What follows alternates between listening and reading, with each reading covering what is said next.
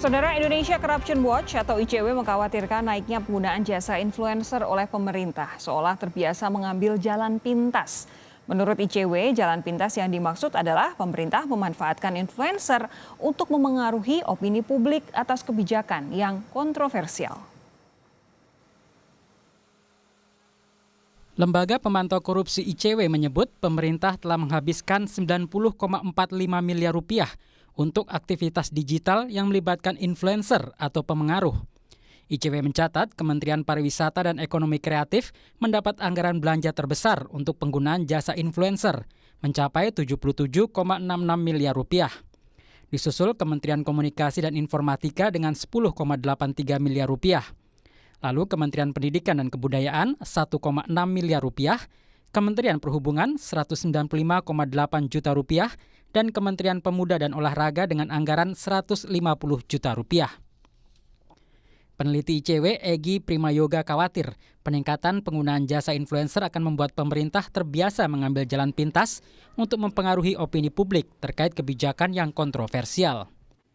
Hal ini tentunya tidak sehat dalam demokrasi karena pertama dia bisa mengaburkan substansi kebijakan yang tengah disusun begitu, dan pada ujung akhirnya berakibat pada tertutupnya ruang percakapan publik tentang kebijakan itu, ruang percakapan yang sehat tentunya yang dimaksud di sini. Sementara Ketua YLBHI Asfinawati mengatakan pengerahan influencer dapat menipu publik apabila informasi yang dipublikasikan bayaran bukan pendapat pribadi.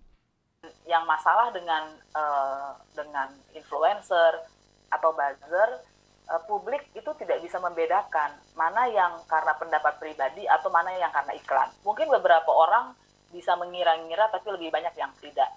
Berbeda dengan televisi misalnya atau radio, kan di televisi atau radio dibedakan ya, mana yang berita, mana yang iklan. Sehingga orang tidak akan menerima iklan seperti tidak menerima berita. Tenaga ahli utama Kantor Staf Presiden Doni Gahral Ardian membantah temuan ICW itu. Menurutnya, pemerintah telah memiliki kanal-kanal resmi untuk menyampaikan informasi kepada masyarakat. Pemerintah memiliki saluran resmi seperti Kominfo. Kemudian juga ada juru bicara dari Istana di KSP. Itu saluran resmi pemerintah untuk menyampaikan kebijakan atau regulasi, kata Doni Gahral, seperti kami kutip dari kompas.com. Menteri Kominfo Johnny G. Plate mengaku tak mengetahui temuan ICW itu. Namun menurut Plate, kementeriannya memiliki program pelatihan agar peserta memiliki kemampuan influencer yang baik. Program Coaching Clinic School of Influencer oleh Kominfo tersebut bukan untuk membiayai influencer, tetapi pelatihan bagi yang berminat berprofesi sebagai influencer, kata Johnny G. Plate melalui pesan WhatsApp kepada Kompas TV. Setiap kementerian dan lembaga harus mengoptimalkan peran kehumasan dalam melakukan sosialisasi kebijakan, sehingga masyarakat bisa mendapat informasi lengkap dan bisa dipercaya. Tim Liputan Kompas TV.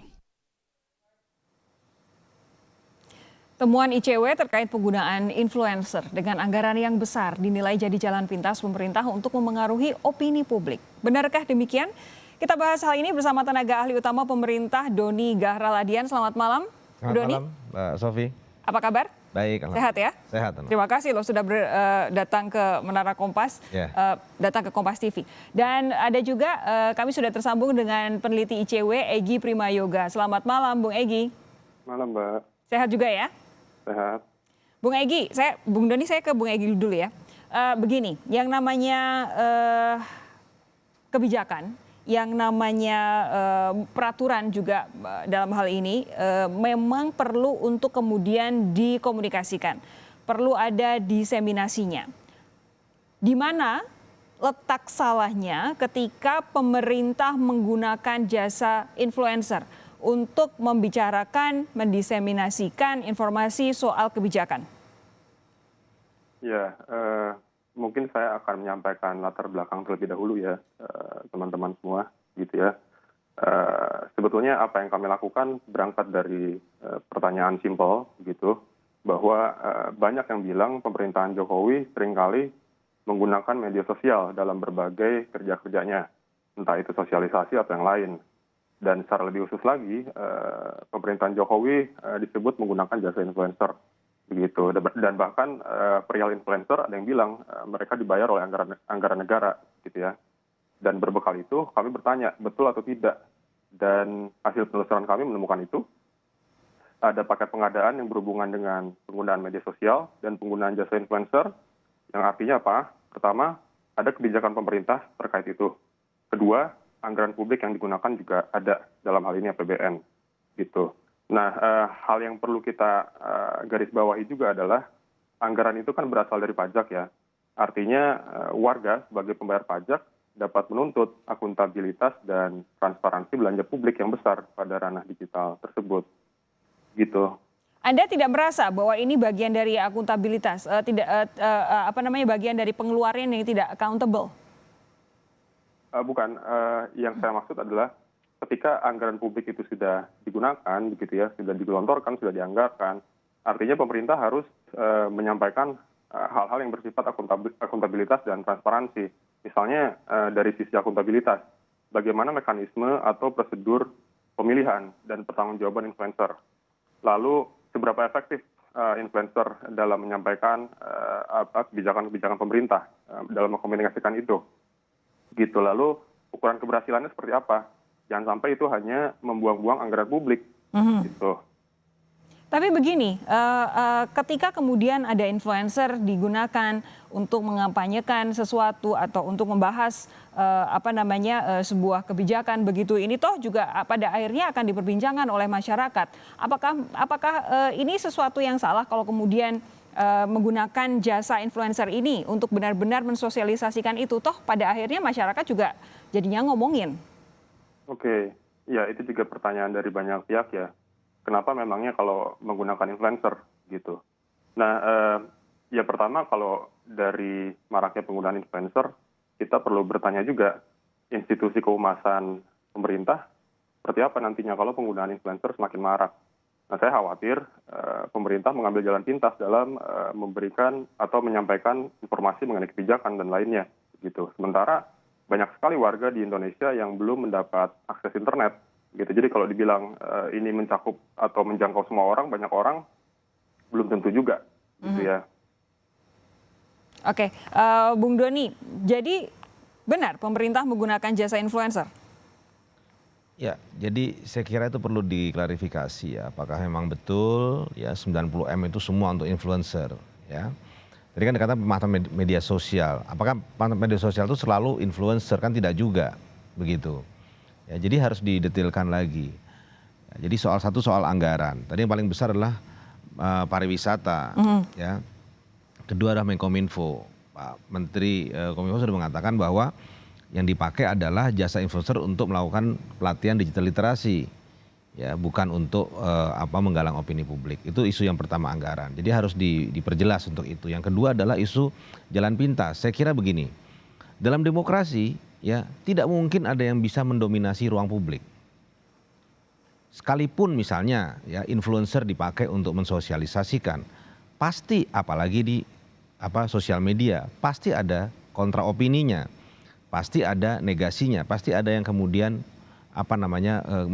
menggugat dan mempertanyakan. Jadi tidak pernah bisa saya kira ya influencers itu kemudian mendominasi ruang publik. Ya itu saya kira tidak begitu. Dan kemudian yang ketiga adalah ketika misalnya influencer itu mendukung satu program pemerintah, misalnya begitu, ya, apakah kemudian lantas itu sesuatu yang dipaksakan? Apakah tidak dipaksakan sih, tapi kalau dibayar kan jadi beda ceritanya. Betul. Tapi kan di situ kan juga ada satu kesepakatan timbal balik. Jadi kalau misalnya seorang influencer merasa dia tidak serg dengan satu kebijakan, dia tidak akan ambil itu, gitu loh. Jadi ada hal-hal yang kita mesti periksa secara lebih detail ya. Tadi soal anggaran ya harus diperiksa lagi. Kemudian soal apakah memang ini keliru begitu ya. Kalau memang dia memutarbalikkan fakta, menyebarkan fitnah misalnya, ya hoax. Ya itu tidak benar. Tapi kalau memang dia misalnya pariwisata ya mensosialisasikan satu destinasi tertentu supaya orang tahu dan berkunjung apa salahnya begitu. Oke, gini, Saja. beberapa kali yang saya cek kalau kemudian kita googling nih ya, gampangnya untuk kebijakan pemerintah terkait dengan penggunaan buzzer, rata-rata istana menyatakan salah, membantah menggunakan buzzer begitu. Nah, kalau kemudian memang ini jadi sesuatu yang penting untuk mensosialisasikan sebuah kebijakan. Diseminasi informasi juga penting. Penggunaan lini apapun penting di media sosial maupun media konvensional, bahkan sampai penggunaan buzzer. Kenapa harus tidak mengakui sih? Nah, bukan tidak mengakui, jadi begini ya. Anggaran 90M itu ya untuk kepentingan kehumasan ya, itu kan memang harus di breakdown ya. Ada untuk aktivitas media sosial. Ya belum tentu itu influencers. Jadi kalaupun misalnya tadi dikatakan Menkominfo menggunakan influencer itu untuk jasa pelatihan digital. Pariwisata menggunakan influencer mungkin untuk mensosialisasikan satu destinasi wisata. Jadi tidak seperti yang disebutkan tadi untuk jalan pintas, mempengaruhi opini publik supaya yang kontroversial menjadi tidak kontroversial lagi, kan kira-kira itu. Ini saya mau sekaligus bertanya, kemarin sempat ribut-ribut di media sosial soal sejumlah influencer menggaungkan Undang-Undang Cipta Kerja, Omnibus Law, itu benarkah yang kemudian membayari adalah pemerintah? Saya kira tidak ya. Bukan. Saya kira tidak, bukan. Jadi kemarin ribut-ribut itu kemudian seolah-olah kan ini pemerintah menggunakan influencer untuk mensosialisasikan regulasi atau rancangan undang-undang cipta kerja itu ya. Tapi kan ini saya kira satu tuduhan yang tidak tepat ya. Jadi mereka ya dibayar tapi oleh siapa kita tidak tahu gitu ya. Jadi tidak serta-merta kemudian kita bisa mengatakan bahwa kalau kemudian tidak tahu tapi fungsinya adalah untuk mendorong sebuah undang-undang yang sedang didorong oleh pemerintah? Ya makanya kan ketika kemudian ditanyakan pada pemerintah merasa bahwa ya mereka mendukung itu. Tapi siapa yang membayar? Siapa yang kemudian mobilisasi mereka? Bukan pemerintah ya? Bukan pemerintah. Oke, sesaat lagi akan saya lanjutkan perbincangan ini. Jangan kemana-mana saudara, tetap bersama kami di Sapa Indonesia Malam.